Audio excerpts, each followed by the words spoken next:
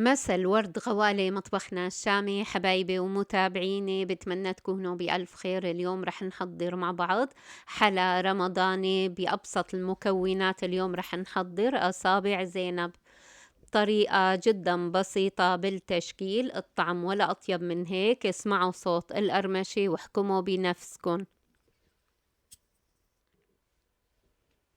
صدقوني سوبر لذاذة من مطبخنا الشامي. بتمنى منكم حبايبي إذا عم تدخلوا قناتي لأول مرة توقفوا الفيديو، تعملوا لايك للفيديو، تشتركوا بقناتي وتفعلوا الجرس ليوصلكم إشعار بكل وصفة جديدة أنا بنزلها.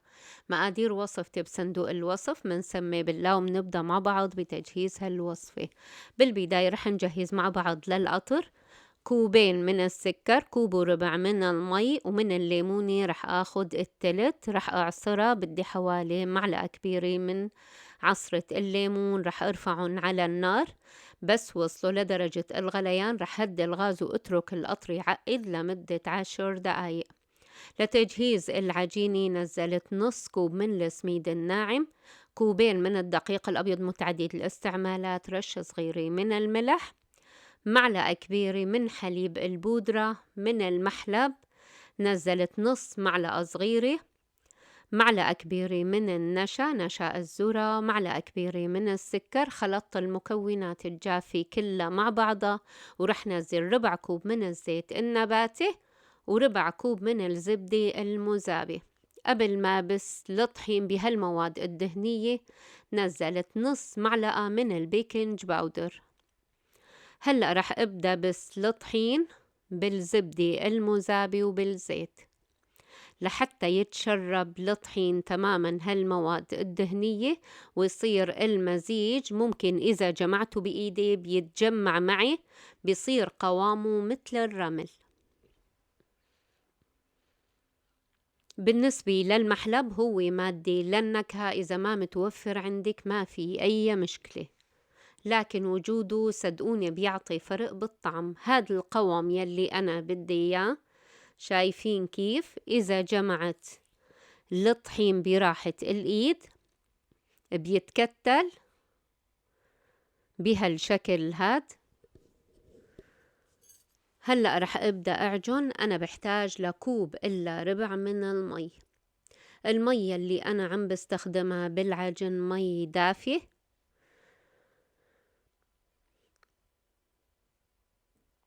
بنزلها على مراحل حسب حاجة الطحين للمي. ممكن الطحين عندك ياخد كمية مي أكتر أو أقل حسب نوعية الطحين. طبعا ممكن نعجن العجينة بالعجانة، لكن ما في داعي، ممكن نعجنها يدويا بأبسط وأسهل طريقة. هلأ رح أعجنها لمدة 5 دقايق ليتشكل معي بالنهاية عجينة طرية. ما بدي العجينة تكون ناشفة وقاسية لحتى ما تشقق وما تكسر معنا أثناء التشكيل. شايفين بهالشكل هاد قوام عجينتي، عجينة ناعمة قوامها أملس. شايفين بحيث إذا فتحتها وإذا لفيتها ما بتكسر معي، وهذا القوام المطلوب. هلأ كورتها رح اتركها بالوعاء نفسه بعد ما غطيها بنايلون غذائي لمدة 15 دقيقة بس لحتى ريح العجينة. هي كمية المي اللي تبقيت معي من الكوب، يعني ربع كوب. بعد ربع ساعة رح أقطع العجينة لقسمين، ورح أعمل كل قسم على شكل رول. رح أقطعه لقطع حسب حجم القطع يلي نحنا منرغبها.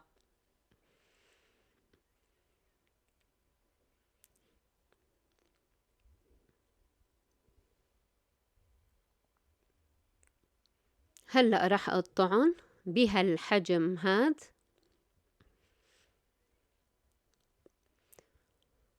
بنفس الطريقة رح أعمل القسم الثاني. هلأ عندي هون هي الملعقة الخاصة بالقلي إشو انتو بتسموها بتمنى تكتبولي بالتعليقات. طبعا التسميات مختلفة حسب البلد يلي انتو ساكنين فيها. أنا بسميها كفكير، وانتو شو بتسموها؟ بتمنى تكتبولي بالتعليقات. شايفين طريقة تشكيل ولا أسهل من هيك؟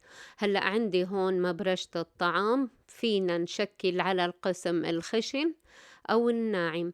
بفتح العجينة لتصير رقيقة معي وبرجع بلفها.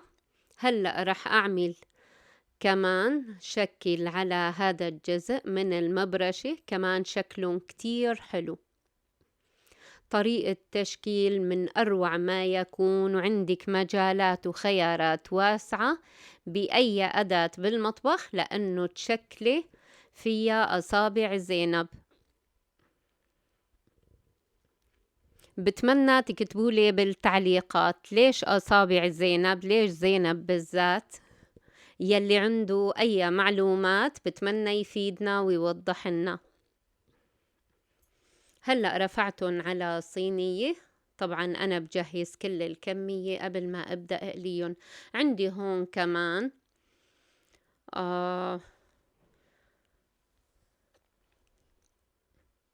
فينا مثل ما شايفين نشكلهم. عندي هون هي خاصة بالسكر، بحط فيها السكر.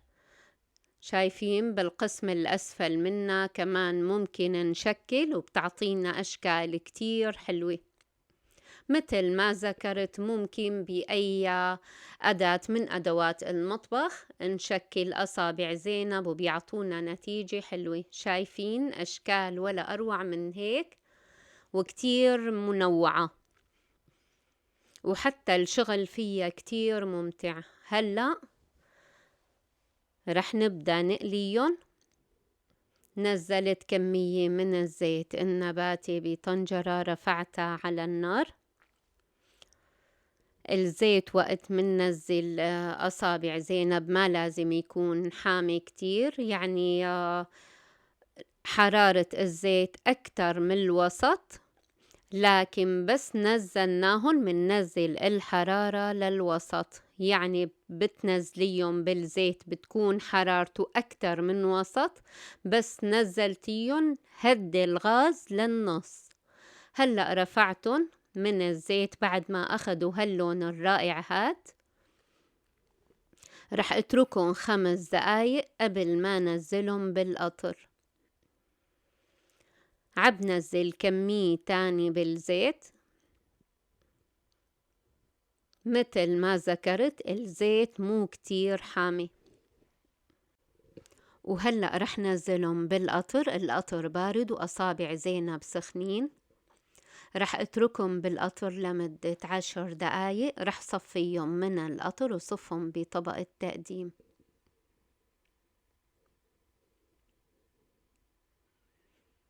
عبحاول بالمعلقة نزلهم لحتى يتغمروا تماما بالقطر. وصفتي لليوم صارت جاهزة. صدقوني من أروع وأشهى وألذ ما يكون. بتمنى تكون نالت إعجابكم. بتمنى تجربوها على طريقتي. إذا عم تدخلوا قناتي لأول مرة بقلكن نورتوني، ولا تنسوني من الشير واللايك على الفيديو والاشتراك بقناتي وتفعيل الجرس ليوصلكن إشعار بكل وصفة جديدة أنا بنزلها. وانتظروني بوصفة جديدة.